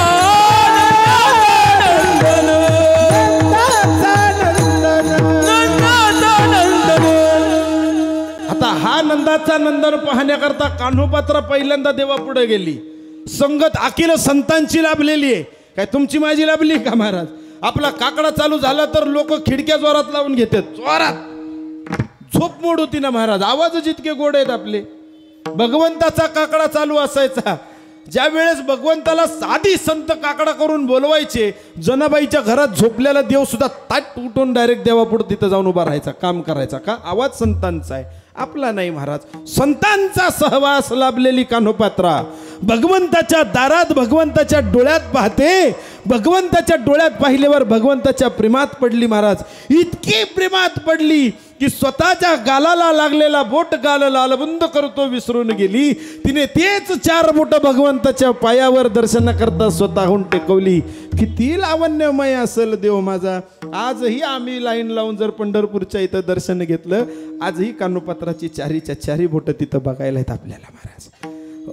ही कान्होपात्रा. आणि ज्या वेळेस माघारी प्रवास झाला, घरी पोचली. घरी पोचल्यानंतर 15 दिवसाची वारी. पुन्हा सगळे आले. राम कृष्ण हरी, जय जय राम कृष्ण हरी. हो हो हो, चला पुढं. पुन्हा 15 दिवसाची वारी, पुन्हा 15 दिवसाची वारी, पुन्हा 15 दिवसाची वारी. कान्होपात्रा लहानाची मोठी मोठी होऊ लागली. वारीमध्ये नांदू लागली, भगवंताबरोबर नांदू लागली. ह्यांच्याशिवाय करमायचंच नाही. 15 दिवस वाट पाहायची. आली 15 दिवस वाट पाहायची. परत वारी आली. 15 दिवस सतत वाट पाहिली महाराज, सतत वाट पाहिली. आता आईचं वय थकायला लागलं. कान्होपात्रा वयात येऊ लागली. वयात आलेल्या कान्होपात्रेला आईनं सांगितलं, आतापर्यंत तुला काय भार घातला नाही, पण आता गुडघे थकले, कंबर काम करत नाही, तुला नाचावं लागेल, तुला पैसे कमवावे लागतील, तर आपल्या घरात 2 पैसे येतील, काहीतरी पोटा पाण्याचं होईल, उदरनिर्वाह होईल. कान्होपात्राने आईला नीट उत्तर दिलं. नीट ऐका. कान्होपात्रा म्हणते, अगं आई, ह्या नश्वर जीवापुढं नाचण्यापेक्षा एकदा ईश्वरापुढं मन मोकळं होऊन नाच. तुझ्या पैशाचा आनंद सुद्धा तुला फिका वाटू. ही कान्होपात्रा आहे महाराज. पैशाचा आनंद सुद्धा फिका वाटू लागेल. तिला कळालं माझी पोरगी माझी राहिलीच नाही महाराज. मी थोडं पटकन पुढं जातो. माझी पोरगी माझी राहिली नाही, ती काय माझं ऐकणार नाही, ती काय ह्या जनावरांपुढं नाचणार नाही. नाही म्हटल्यावर महाराज बिदरच्या बादशहापर्यंत कान्होपात्रेच्या सुंदरतेची बातमी गेली. बिदरच्या बादशहानं कान्होपात्रेला दासी बनवण्याचं ठरवलं. सगळ्यांना कथानक माहिती आहे. दासी बनवली. कान्होपात्राची आई, तिचं नाव श्यामा, जगातली पहिली आई असेल जिनं आपल्या पोरीच्या देहाची विक्री केली बरं का. त्या श्यामानं कान्होपात्रेच्या देहाची विक्री केली. बिदरच्या बादशहाला दास्यत्व म्हणून तिला पाठवून दिलं. पाठवून देताना बिदरच्या बादशहानं महाराज पालखी पाठवली. पालखीत कान्होपात्रा बसली. पुढं 2 जण, मागं 2 जण. पालखी उचलली. पालखी मंगळवेढ्यातून निघाली थेट बिदरच्या दिशेकडे. मध्ये लागलं पंढरपूर. पंढरपूर लागल्यानंतर वास घ्यावा पंढरीचा, किंवा पंढरीचा वास चंद्रभागे स्नान. जसं पंढरपूर जवळ आलं तसं कान्होपात्राची आर्तता वाढू लागली. शेवटचं का होईना म्हणे एकदा पांडुरंगरायाचं मन भरून दर्शन करावं बरं का. म्हणून महाराज चौघांना विनंती केली तिने. चौघांना, भाऊ ऐका, हा देह तुमच्या बादशहापर्यंत नक्की घेऊन जा.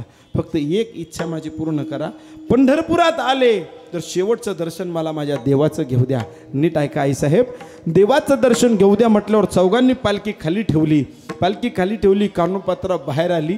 नुसती बाहेर जशी कान्होपात्रा आली तशी थुई थुई थुई थुई पळत पांडुरंगाच्या पायाजवळ गेली. देवाच्या पायाजवळ गेली. प्रसन्न डोळ्यानं देवाला पाहिलं. आजपर्यंत गेली, कुठले प्रश्न नाही नेले. आता गेली, प्रश्नांचा भाडीमारच घेऊन गेली. अरे भगवंता, आजपर्यंत तुझी वारी केली. माझी इच्छा नव्हती, माझी आकांक्षा नव्हती, माझ्या मनात कुठली कल्पना नाही, ना कुठली वासना नाही, काही नव्हती, ना आशा ना मनीषा ना तृष्णा, काही नव्हतं. फक्त मनोमन तुझी भक्ती केली, मनोमन तुझ्यावर प्रेम केलं. आणि तुझ्यावर प्रेम करणाऱ्यावर हेही दिवस येतात हे मला आज कळालं म्हणे. हो, आजपर्यंत मुक्ताई, ज्ञानोबा, तुकोबा ह्यांनी सगळ्यांनी मला प्रमाणं दिली रे. देव उभा मागे पुढे उगवी कोडे संकट तू सांभाळतोस, भक्ता राखे पायापाशी, दुर्जनाशी संहारी. अरे या देहाची विक्री झाली, मी परत तुझ्यापर्यंत येऊ शकत नाही, तुझं दर्शन मन भरून घेऊ शकत नाही. पांडुरंगा तुझ्या पुढं हात जोडते, एकदा ऐक, तुला पुरावे देते, पटलं तर सांग, नाही पटलं तर ही कान्होपात्रा तुझ्यासाठी आजपासून संपली. भांडण सुरू झालं. पुन्हा मागं रुसून बसले, हातात हात घालून 2 मिनिटं उभे राहिले. पुन्हा देवाकडं पाहिलं, पण पांडुरंग राया महाराज. मगाशी मी सांगताना सांगून गेलो, मुक्ताबाईने काय सांगितलंय, तो मौन आहे, मौन, मौन जातीचा आहे. जाते न मौन रूपी राही. तिथं कान्होपात्रा गेली, परत गुडघ्यावरती बसली, भगवंताच्या पायाला घट्ट मिठी मारली, हे मस्तक भगवंताच्या पायावर ठेवलं आणि भगवंताला सांगू लागली, ऐक, ज्या वेळेस प्रसंग द्रौपदीवरती आला, देवा आला ना, कौरवे पांचाली सबे माझी आणली वस्त्र हरणे वस्त्रे कैसी झाली माऊली ये ओ पांडुरंगे तू आलास द्रौपदीला वस्त्र पुरवलेस भगवंता मी एवढंच सांगते आणि यासाठी सांगते की द्रौपदीचं वस्त्र हरण तू होऊ दिलं नाहीस माझ्यासाठी तेच कर मला तुझ्यापासून कधीच वेगळं होऊ देवराया अंत पाहू आता नको देवराया अंत पाहू आता नको देवराया अंत पाहू आता नको देवराया अंत पाहू आता प्राण हा सर्वथा फुटो पाहे प्राण हा सर्वथा फुटो पाहे जय हो नको देवराया अंत पाहू आता नको देवराया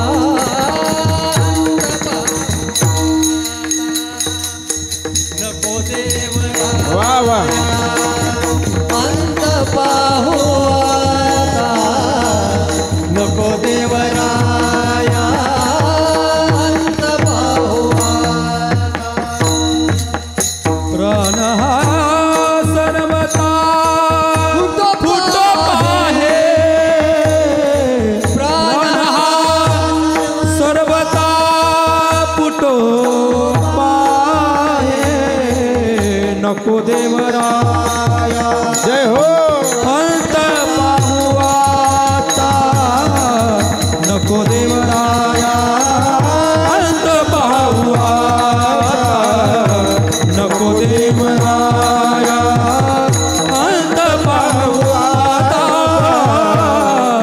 नको देवराया अंत पाहू आता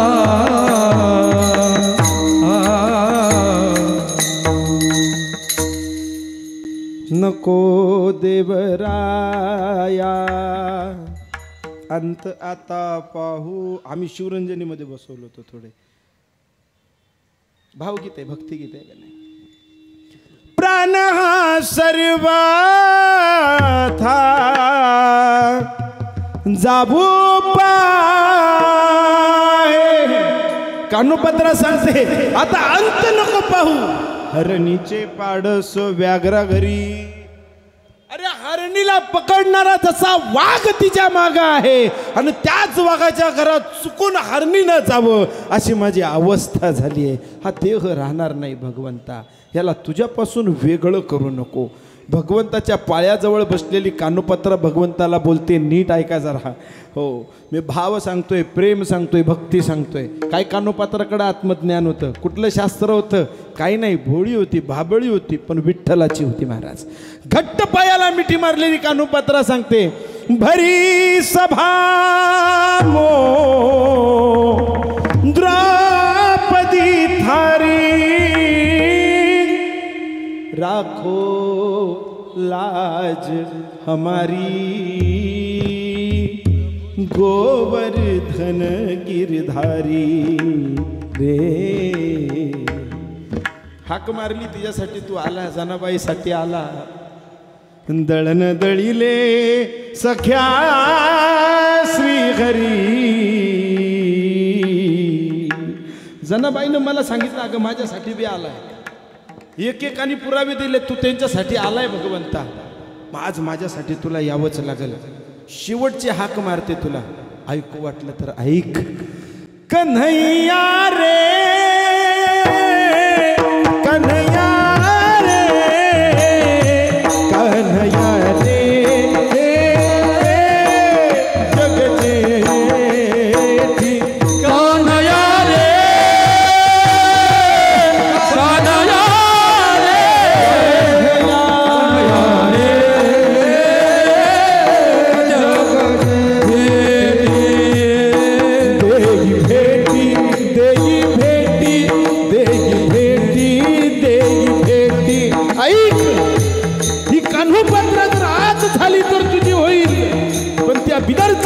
जन्माची उभ्या जन्मात होणार नाही भगवंता. शेवटची भेट आहे तुझी. हाक मारते आज माझ्यासाठी य, या कानोपात्रेसाठी य. येथवरी होता संग अंगो अंग लपविले.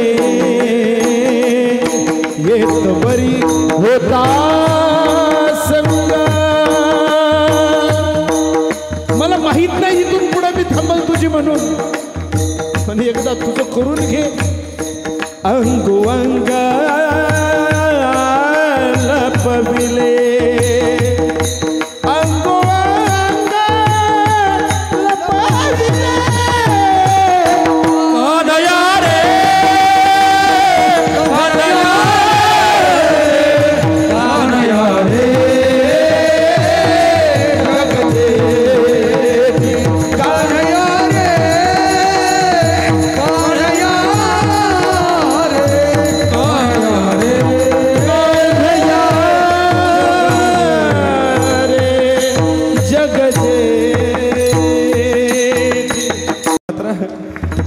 भगवंताच्या पायाला घट्ट मिठी मारून बसलेली कानोपात्रा आहे. बाहेर 4 जण वाट बघतायत अजून, आहे का नाही. पालखीत येणार आहे कानोपात्रा माघारी. बराच वेळ झाला येईना म्हणून 4 मंदिरात शिरले. दोघांनी सांगितलं आम्ही पुढून जातो, तुम्ही पश्चिम दरवाजातून आत शिरा म्हणे. हिचा भरोसा नाही, ही पळून जाईल. ते म्हणे ठीक आहे. दोघं पश्चिम दरवाजातून गेले. 2 जण सरळ दर्शनात लाईनीतून गेले. दोघांनी ज्यावेळेस दोन्ही दारातनं आत आले तेव्हा कानोपात्रा सगळ्यांनी पाहिली. विठ्ठलाच्या पायाजवळ अशी पडलेली आहे, पायगट्ट धरून ठेवलेले आहेत कानोपात्रा. हाक मारली पांडुरंगाला. येथवरी होता संग. इथवर तुझा माझा संग आहे, आता मला तुझं करून टाक.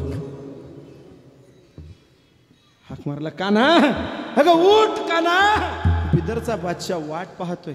अगं आमचा जीव घेईल जर तुला नाही नेलं तर. कान्हा बोलतच नाही. कान्होपात्रा शांत स्थिर झाले. ते म्हणे ही अशी ऐकणार नाही. तुम्ही 2 जण तिथून हात धरा, आम्ही इथून हात धरतो.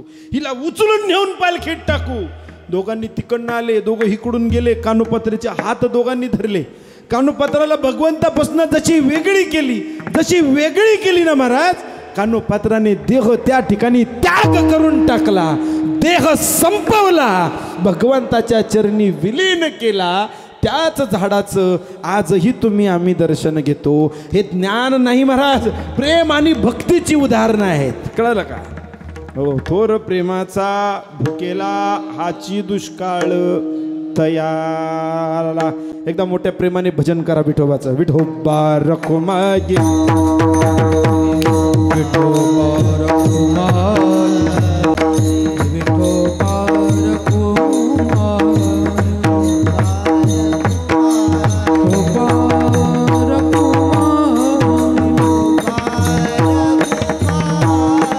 विठोबा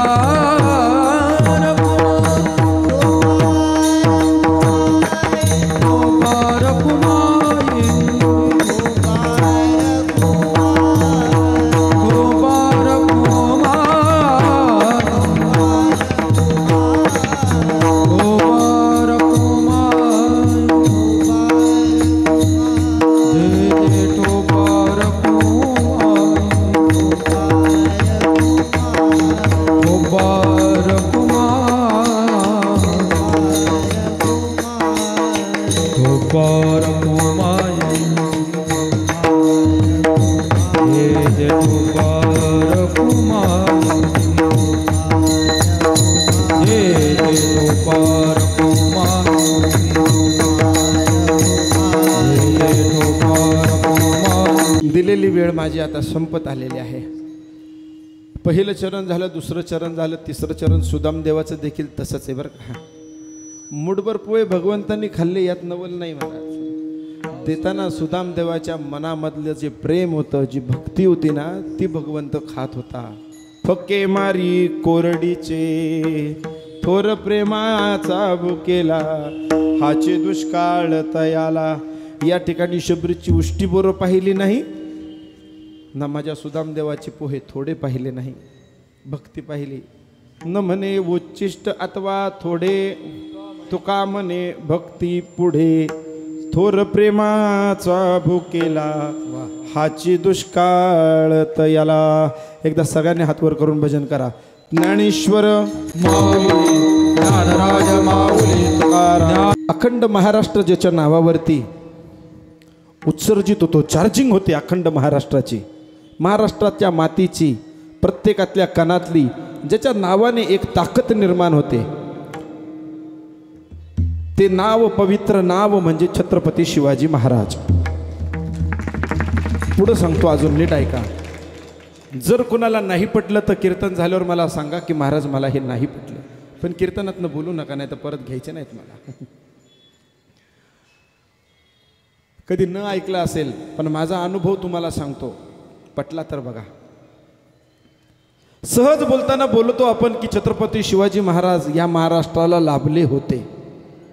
सत्य की असत्य आहे? सगळ्यांनी बोला, सत्य की असत्य आहे? सत्य आहे. छत्रपती शिवाजी महाराज अखंड महाराष्ट्राला लाभले होते. मी म्हणतो होते हा शब्द काढून टाका, अखंड महाराष्ट्राला लाभलेले आहेत. पुढं अजून ऐका. अखंड महाराष्ट्राला लाभलेले छत्रपती शिवाजी महाराज जर आहेत तर आजही छत्रपती शिवाजी महाराजांचा प्रत्येक मावळा हा जिवंत आहे. मग हा मावळा शोधायचा कुठं? एक सर्वे चालू केला मी प्रत्येक ठिकाणी, काय काय ठिकाणी, म्हणजे मी कोणाची निंदा कोणाची स्तुती करणार नाही या ठिकाणी. आज किमान महाराजांमुळं तरुण इतका चांगला झालाय की तेरे नाम सारखी पाडणारी केस आज बाजूला गेले तर महाराजांसारख्या पिळदार मिशा तयार झाल्यात, हे का नाही? महाराजांच्या मावळ्यांसारख्या मिशा रुबाबदार दिसू लागतो, चंद्रकोर कपाळाला रावतो, एक अभिमान वाटतो त्याकडे पाहिल्यावर, स्वाभिमान वाटतो. मला वाटलं इथं बसणारी एकही मुलगी जर रात्रीचा तो दिसला तर घाबरत नाही बरं का, तिला सुद्धा आधार वाटतो. हो, पण मला त्यांच्यामध्ये सुद्धा मावळा दिसत नाही महाराज, माफ करा. छत्रपती शिवाजी महाराजांचा मावळा, असं म्हणतात ना की आधी लग्न कोंढाण्याचं आणि मग माझ्या रायबाचं. महाराज हो, ही खिंड बाजी लढवणार. अहो नुसते म्हटले नाही, त्या ठिकाणी देह त्याग करावा लागला महाराज त्यांना छत्रपती शिवाजी महाराजांसाठी. असा मावळा मी शोधत होतो महाराज. देह त्याग करणारा मावळा कोण आहे का? त्यावेळेस माझ्या एक लक्षात आलं,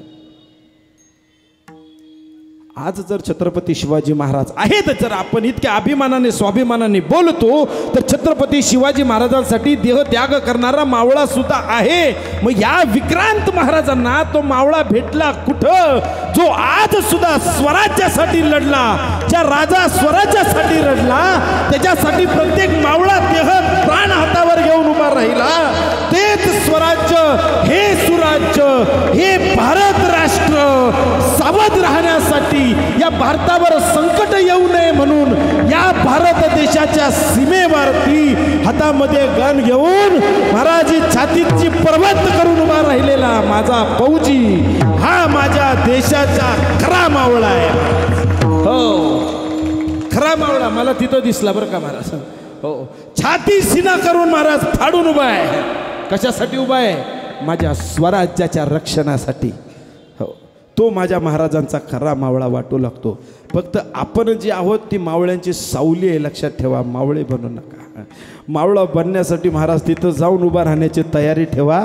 कारण महाराज त्यांचं कर्म एक, त्यांचा धर्म एक. मी गाणी बिनी म्हणणार नाही, पण मी सहज सांगून टाकेल. दिल दिया है जा भी देंगे, भरतखंडी प्राप्ती हे तो परम भाग्याची संपत्ती. विठ्ठल जय जय विठ्ठल, विठ्ठल जय जय विठ्ठल.